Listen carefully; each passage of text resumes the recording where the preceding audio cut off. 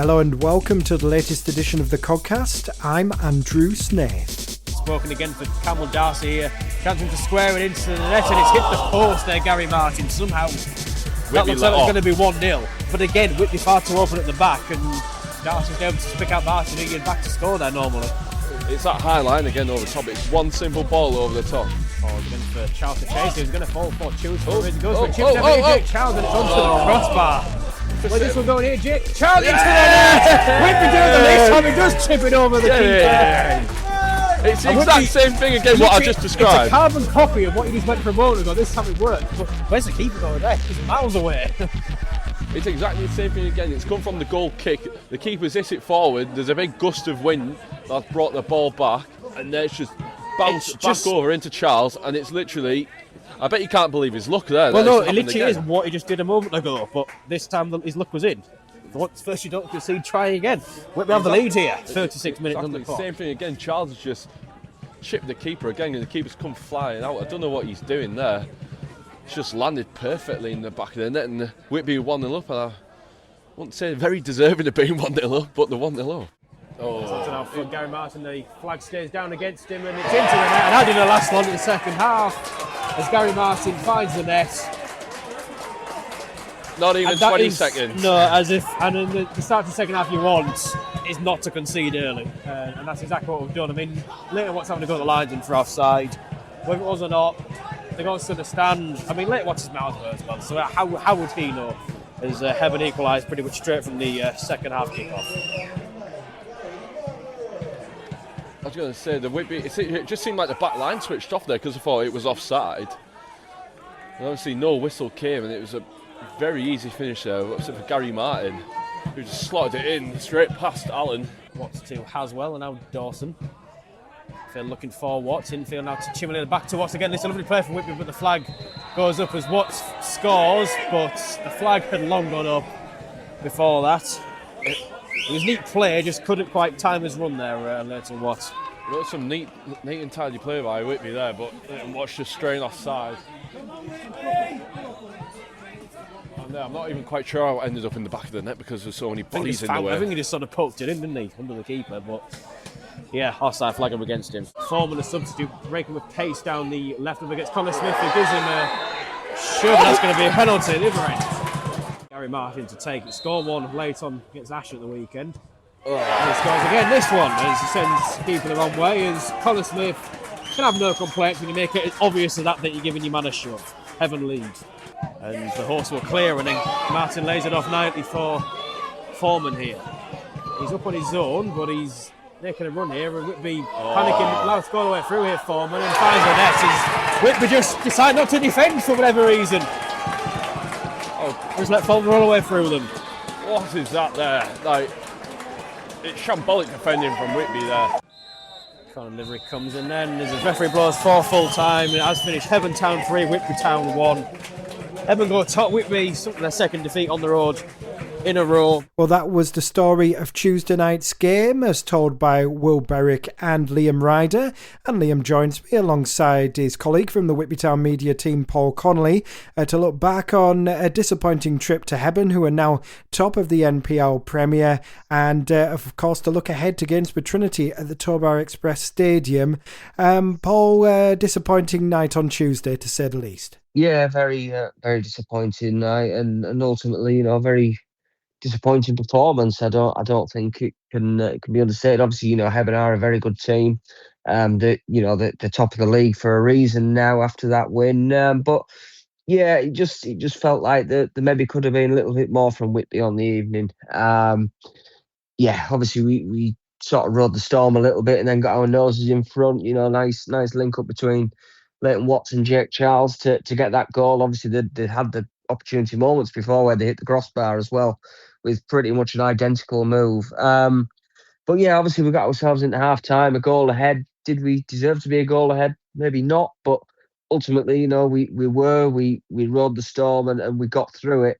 And then to come out the other side of half time and within 30 seconds, it'd be one apiece. It just sort of, it just summed up how Whitby are going at the moment. We get ourselves into a good position and we managed to throw it all away. which is, becoming an increasingly common theme with Whitby at the moment. So yeah, very, very disappointing in that we didn't manage to see out more than 30 seconds of the half without conceding a goal. Very disappointing, the manner in which you've given the penalty away for the second goal, and credit to Kean Foreman for the third goal, but ultimately that's come from our corner. It's come from our ball into the box at the other end, and we haven't picked up the ball when it's broken loose. Heaven were quick enough to it, and they've set Kean Foreman off. And they almost set him off again for a fourth goal. So yeah, I mean, ultimately it became a night where we had ourselves in a good position, but ultimately we threw it away, and we threw it away in pretty poor style, to be honest. Indeed. Let's get Tomo's take on it as he travelled to the game on Tuesday. Well, a minute's a long time in football, as we all know. At half-time, sat in bar at Hebburn, you're thinking, decent performance. We've been on back foot for quite a long time, but Charles had hit bar, Chimalilo looking threatening, and we'd scored a good goal to go in 1-0 at half-time. 25 seconds after the break, it's 1-1, and you know what's coming. We just can't seem to put two halves together. We either play well in one half, in first half, or play well in second half, but that elusive 90 minutes is what's costing us at the moment. Yes, it was a tough game, and a point would have been a fantastic result. Not many of us thought we were going to go there and pick up 3 points. But unfortunately, that second half performance did show our limitations. We're lacking a bit of fight. We're not creating many chances, and we do look like conceding, especially on the counter-attack. Often, opposition midfielders seem to run through our midfield at ease, and then they're on top of our back four who struggle to keep the ball out of the net. Praise for the goalkeeper. Young lad, thought he did well coming in his first game. He was a decent performance. Charles got a good goal, and he did run and work hard. But other than that, it was a very deserved victory for Hebburn, really. They've beat us 3 times this season, probably being the best side we've seen. And they're going to definitely finish in the top 5. Whether they can win the league, that remains to be seen, but I won't back against them. Gainsborough on Saturday, we really need to put a performance in because we are starting to look at that bottom 3. Put a good performance in Saturday at home on another heavy pitch, and let's see where we go. That was Tomo on Tuesday's game, and let's also hear from the Whitby Town player manager, Gary Liddell, who spoke to Paul after the game. Gary, it's finished 3-1 to Hebburn Town here against Whitby Town. First of all, your thoughts on the game? Deserved winners on the night, Hebburn. Congratulations to them. They go top of the league with victory tonight, and a thoroughly deserved win for them. I thought, first half we went at it and we told them that at half time. I felt we went in obviously with a goal to the good, but it was very much against the run of play, and we needed to be much better than we were in the first half, and very much like Saturday. We went in a goal to the good with something to hold on to, and you say all the right things at half time, and hope the lads have learned lessons from the weekend, but within 30 seconds to a minute after the restart, you're conceding, and then obviously the game's not done by then, but the goals that followed that, goals 2 and 3 were just as bad, and decision making, desire, fight, all those things come into question tonight, because it was a game for that tonight, where just playing the percentages and playing the basics of football, especially on a really difficult pitch, and all the stuff that Hebburn are really good at. We needed to match tonight, and didn't quite do that. And as I said, deserved winners on the night were Hebburn Town. Yeah, the majority of the chances in the first half did fall Heburn's way, but it was Whitby that opened the score, and Jake Charles with a lovely finish. He'd pretty much replicated the chance he had just before, where he hit the crossbar. It's great for Jake to get that goal, isn't it? Yeah, he's been wanting a goal for a few weeks now, Jake, and he worked hard tonight, especially in the first half. Like I said, he was chasing around a lot on a real difficult, heavy surface, but his goal, it was good anticipation, as was his chances before it, but ultimately it was all for nothing really. We conceded 3 real sloppy goals after that, which is at the forefront of my mind right now. Yeah, absolutely. Obviously the first of those goals conceded coming pretty much right after half time, not even 30 seconds on the clock before Heaven had level matters. Yeah, I'll have to see it again, but it just seemed like a simple helping back in, and Smudge's challenge for his header, which he's lost, and then the lads, Gary Martin's found himself in some space just behind, and I'll have to see it again and see where we were positionally, but it just seems so early in the half, where you're hoping your team's solid, and you put the right messages across at half time, which seem to have gone in one ear out the other, unfortunately, but it certainly put us on the back foot and under pressure for a team fighting to go top of the league on the night. So it gave us not a mountain to climb, but it obviously made it all the more tougher. But to be in the lead going into the second half whistle, to then be at level terms, within a minute was ultimately really, really disappointing. And then obviously the second goal coming from the penalty spot. I think you must have been tearing your hair out at the way that penalty was conceded. Yeah, but there's a lot of stuff that come before it, which again I'll look at. But yeah, it's just decision making, and it baffles me. And whether it's the players or the level, I don't know. But there's certain decision making throughout the whole game that. Not just today, as we've just said in there, it seems to have been over the last group of games where we make stupid, silly decisions, and that was another one, of course it was. Yeah, absolutely. And then the third goal as well, from a Whitby point of view, another one that's very, very frustrating to concede. Yeah, it's come from our cross, and later dinked it back post where no one's on the end of it, or no one's in and around it, and cleared it. And I think Gary Martin, who's brought key informant into play, he's got 3 foul players around him, and found himself having a very simple layoff, which shouldn't happen. Communication, awareness.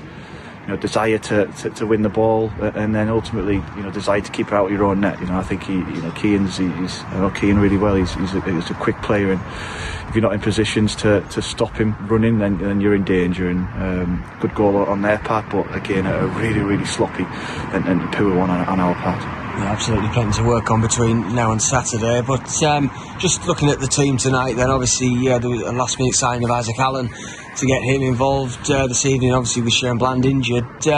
First of all, how did you feel Isaac did? Yeah, difficult for Isaac because he's coming into he's had no training sessions with us. He's coming in to a team who doesn't know anyone.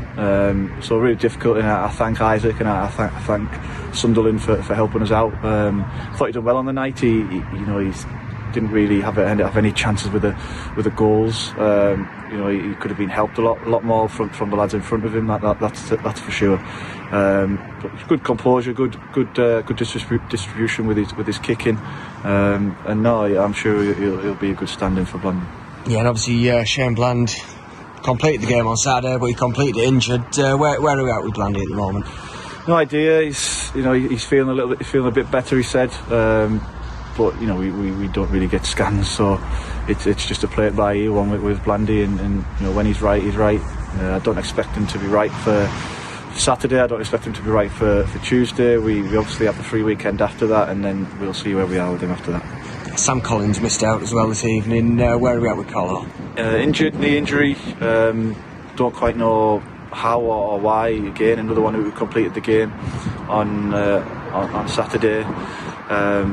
Woke up with a sore, swollen knee. Doesn't know how it quite happened, which is a little bit concerning. But hopefully it's just a kick, and hopefully it settles down. Time wise, again, like Blandy, it's just to see how it goes day by day. Back at the Tobar Express Stadium at the Turnbull Ground then on Saturday afternoon, Gainsborough Trinity the visitors for that one, and a chance to put things right, Lids.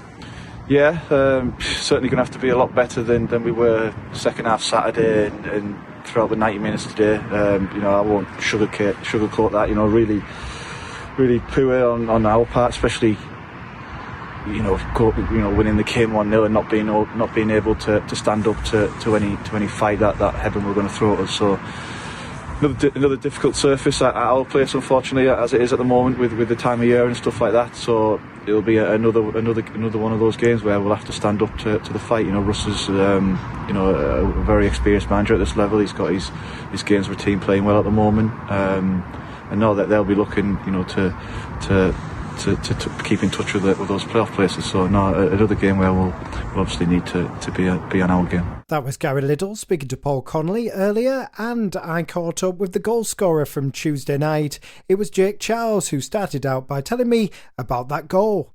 The ball got played from the right side and then obviously chased it down, the keeper come out, and then I hit the bar with that one, and then I think me and Leighton kind of locked eyes and were kind of like, keep doing that, because the keeper kept coming out, and then literally straight after, Leighton just put a nice ball in behind and managed to get there first and lift it over the keeper.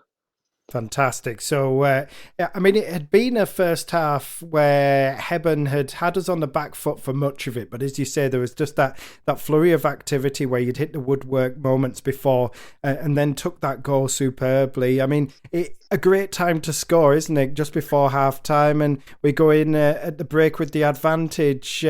What was said by the boss at half time? I think the first kind of 20-25 minutes of that first half, we was getting to grips with how Hebburn were playing. They were switching it to the right side quite a lot. And then once we got settled with that and obviously got in behind a few times, we kind of, forced them back up the pitch. And when we did that, we started playing in their half. We kind of created more chances. And then obviously going in at half time, we wanted to try and keep that up. And, we it happened at Prescott as well. And going in at half time, you're positive. Obviously we could have had a bit more control. We'd have liked to think in the first half. But you want to go out and keep doing the same things and improve your performance in the second half. And then it's just a shame that, lack of concentration or whatever it is that, we concede early in the second half. And then obviously they kind of gave a bit more momentum. And all of a sudden we find ourselves 3-1 down chasing the game. Yeah, I was going to say, as a supporter, you get that horrible feeling when the other team equalise seconds into the second half. It's kind of, here we go again. And I guess, I don't suppose you'd be human if you didn't start to think that yourself. It must be difficult, that kind of psychological side, which has been highlighted by Gary Liddell as well as ourselves, to actually, when you're going away against a side that are right up at the top end of the table, to try and fight that thought of, oh, here we go. Yeah, absolutely. It's the side, a lot of the game is played between the ears, isn't it? It's in your head, making decisions, having that kind of mentality to defend the lead and be positive if you go a goal behind or an equaliser comes. But Leeds can only set us up on the pitch, and it's down to us as players to put performances in. It's up to us to kind of solve problems, issues on the pitch. They can only do so much by picking the players on the team and setting up how we want to play. But ultimately, it comes down to us as players being more kind of organised and ruthless, if you like, a bit more streetwise in terms of defending the lead and playing the percentages in the game a little bit more if it needs to. It might not be pretty, but if you're defending a 1-0 lead, send it down the channels and send myself and the other strikers running after it and playing the other side of the pitch if we can. Yeah, I was going to say, maybe sometimes we forget that we are quite a young team, generally speaking. So I suppose you yourself are maybe one of the more senior players. I guess there is maybe a bit of an onus on you guys to maybe an arm around your teammates or a word of advice now and again. Yeah, absolutely. We're quite a close group, and anything we say to each other is it's all for one benefit, and that's a team. And sometimes you need a bit of criticism, but also you need a little bit of constructive criticism, if you like. So it's about kind of all getting on the same page as a team and defending that lead or pushing for that hard fought point away from home, whatever it is. We're all working hard. We're trying to grind out these results, and obviously we're coming up against teams like Hebburn, who the incentive there for them on Tuesday night was to go top, wasn't it? And in the end, they obviously managed to do that. But the way that we kind of not rolled over, because we don't think we've rolled over. We still worked very, very hard in that second half and in the first half. But it's just a shame that, we obviously conceded one goal and then not long after the second, and then all of a sudden, like I said, there's a third, and then all of a sudden your chances of getting back level are very, very, very high. Indeed. I was going to say, I mean, Gary Liddell's been careful, I think, to rotate the side quite a lot in the last few games. Obviously mindful, heavy pitches this time of year and a lot of games in a short space of time. And yourself, you've been sort of starting the odd one on the bench for another. I mean, in terms of your fitness, was obviously last season was a real hard slog in terms of that. How are you feeling at the moment? I'm feeling good, yeah. I mean, obviously, like you said, the pitches are playing a factor at the minute. Obviously, you saw that in our last home game. And then on Tuesday night, the Prescott pitch on Saturday was actually quite decent in comparison to the other two pitches we played on in the last couple of weeks. But yeah, we're playing the price for obviously the bad weather over Christmas, catching up on these games, and it's got to be done. And we set a little target. Obviously, when you have 2-3 games in hand on teams, you want to try and claw some points back and climb the table. And obviously, we managed to get 4 points with the win at home and the draw, but obviously to lose now two games back to back, we want to get some more points on the table, get climbing up, because it's a very tight league. Anyone can beat anyone. And like you said, with the games coming up, Lids has been able to rotate the squad a little bit, keep the legs as fresh as we can. And hopefully, as a striker scoring goals, we can gain a bit of momentum now in going into the games coming up. But ultimately, it's down to us as a team to try and get these points on the board, grind out results. Like I said, be more ruthless, more organised. Have a more positive mentality on the pitch, that we can actually go out there, win the game, even if we do go a goal down. Absolutely, yeah. And just a quick note on one of your fellow strikers, Ben Farrer, a young man brought into the side on loan from York City. Just a word on him and the good impact he's made, I think, over the last few games. Yeah, definitely. I think he's only 17 years old, I believe, and he doesn't look it. He's definitely not, scared to throw his weight around, which is great to see. And he's a lot stronger than he kind of looks. So it's good to see someone like him. Obviously, coming into, he had a loan spell earlier in the season, but obviously coming up a league and seeing that he's still trying to. I mean, he's quite direct in terms of being on the front foot. He's harassing defenders. He's throwing his weight around. So yeah, hopefully, long may that last, and I'm sure he'll get himself on the score sheet soon, and hopefully that'll contribute towards 3 points for us. That's Jake Charles in conversation with myself. Let's change tack because Whitby have acquired a new goalkeeper with the injury to Shane Bland. He's a teenager on loan from Sunderland. Isaac Allen spoke to Liam. So Isaac, a first Whitby start for you on Tuesday night up at Whitby Town. A poor result and probably overall performance really, but how do you feel you got on? Because it looked like you looked quite comfortable out there. Yeah, I felt I did well. Obviously, it's difficult with the pitch and other factors like that. But personally, for a first game, I thought I did well. Obviously, there's different bits that I can improve or whatnot. But like I said, for the first time, I thought I settled in quite well. Yeah, and just looking at your sort of style of play as well with your goalkeeping and your kicking in particular, it sort of looked quite similar to our number on Shane Bland, who usually would play between the sticks, of course. Has Gary Liddell sort of said anything to you in terms of his style and how he feels you're perhaps a like-for-like replacement with him? Yeah, so I spoke with Gary and obviously the goalie coach, Neil, about what I could bring into the team. But Gary just said before the game the other night, play what you see, because obviously it's not the easiest coming into a different team that may have a certain style of play and trying to adapt to what they play. So it'll take a few games as such. But like I said, Gary just said play what you see. If it's on, it's on. You take control basically, which I kind of prefer, or it makes it easier for me really. So that's yeah. And then I know the second half was a bit of a a bit of a disaster defensively in particular, but there were signs in the first half. It sort of looked like the likes of Frankie Whelan, in particular, noticed sort of, guiding you through things. Do you feel that they sort of were supportive of you in that first half in particular? Yeah, obviously, I thought both the centre halves were helping of me because, like you said, it's difficult coming into a new team that have a different style as such. So they wanted me to play really high and sweep up, which my other club, Morbuth, were maybe not so. Can't really think of the word, but fond of, or that's kind of stayed deeper and protected the goal as such. But the two lads playing at the back helped me a lot, which is nice because obviously, hopefully, over the next few games, we can build a stronger connection as well. So. Yeah, and I mentioned more for that sort of brings on to the next question, really. So, like you mentioned, I had a bit of a spell with them earlier on in the season. So, what do you feel you could sort of learn from your time there and your experience of the Northern Premier League that you're looking to bring forward to Whitby now?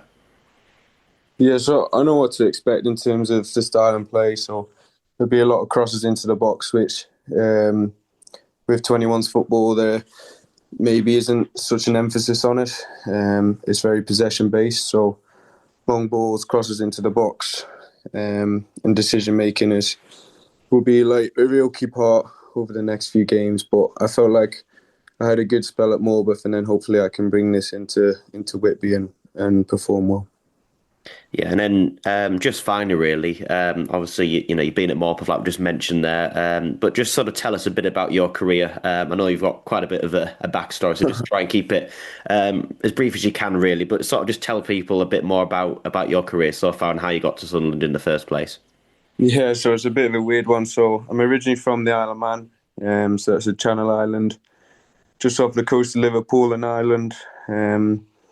I signed at Lincoln City after my GCSEs on a 2-year scholarship. So that was a big move away from home. Unfortunately, I didn't get offered a professional contract there, but they decided they wanted to keep me on. So I got offered a 3rd-year scholarship, which is like an in-between between a scholarship and a professional contract as such. But unfortunately, it didn't work out at the end of last year, just because of numbers, really. So they gave me the opportunity to go out trialling. And then thankfully I managed to come up here via my agent, and I had a 2-week trial here, and then Sunderland said they liked my qualities, so I then came back home to the Isle of Man for summer whilst they decided whether or not they wanted to bring me in, and then thankfully over the summer they offered a contract, which I was very grateful for. And then it's given me the opportunity to play football over here for a bit longer. So. That's Liam's conversation with Isaac Allen, the newest member of the Whitby Town squad. He equipped himself pretty well on Tuesday night, despite the scoreline, Paul. Yeah, look, you can't really look at him and fault him for any of the goals, to be quite honest. Obviously, ultimately the first thing is you've got to look at your defence and how they're caught with trying to prevent those opportunities coming about. So yeah, look, I thought he did well. He had a couple of saves to make, which he made. I noted one in the first half as a decent save as well. I think one in the second as well when that aforementioned shot with Kean Foreman going through. So that was he's done all right. I can't really fault him for any of the goals that came about. Yeah, look, he's a young lad. He's got a bit of learning in him. He has a bit of MPL experience already with Morpeth early this season. He came away with their Player of the Month award while Dan Langley was injured. So real positives in that respect. And to be fair, his distribution wasn't too bad either, which is something that Whitby do sort of rely on from goalkeepers. Obviously, Shane Bland's distribution's generally on point. I would think that that's something that Gary Little's had to consider when going out into the loan market to find a goalkeeper, somebody who's good at getting the ball upfield and hitting the fullbacks every time. Frankie Whelan took over goal kick taking duties on Saturday at Prescott when Shane Bland's quad went, and his kicking wasn't always the best, to be honest. But that's not particularly his role. When he's putting his foot through the ball, it's generally a clearance and less so a measured sort of ball upfield, finding the likes of Matty Timon and Jake Charles. So yeah, obviously I thought he equipped himself well in that respect. He managed to do well with distribution. He did well in a couple of occasions as well. So yeah, all in all, I thought a good acquisition and a good standing for Shane Bland. Yeah, I've heard he's got quite a good kick on him. As always, we're going to end the Codcast with Booster Budget, Liam. Yep, of course, it's come in handy the last few weeks. Ben Farrer, notably. I'm not sure I've actually had to use any for the loan of Isaac Allen, but yeah, if you are able to spare anything for that, just head to the club website, whitbytownfc.com, and there's now a tab at the top where you can click to go direct to the page, or just head to the shop section and follow the instructions on there to make a donation to that. I know a few people have been interested the last couple of weeks. So yeah, the 50-50, of course, something that we've had in place a match day for a few years now. A big earner for the club, a big earner for the winner potentially as well. Usually prize is, sort of around £200, sometimes more depending on the gate. So, really great to get involved with, but now opened up a bit more so that if supporters live further afield, when sort of exiles, as we call them, they can get involved now, and likewise as well, if you are regular but you can't get to a match, or as a lot of people these days, you don't carry cash, you can get involved through the website now. So just again, like Boost the Budget, head to the shop section on the website, and there's a scroll right down, there's a fundraising tab on there, and basically just click on that and you can input a custom amount from any tickets, and then I'll send out an email afterwards with your ticket numbers. And then, so at least you've got a mental note, and they will be added into the match day pot. So hopefully, overall, the prize money will be bigger. So a win-win for the club and the winning ticket holder as well. And the bonus is that if the weather does intervene and we are not able to have a game, whether it be Saturday or further down the line, we can still do the draw. So keep an eye out for that. Hopefully that isn't the case. But yeah, good start to that. Few people already getting involved online, so still time to get involved ahead of Saturday.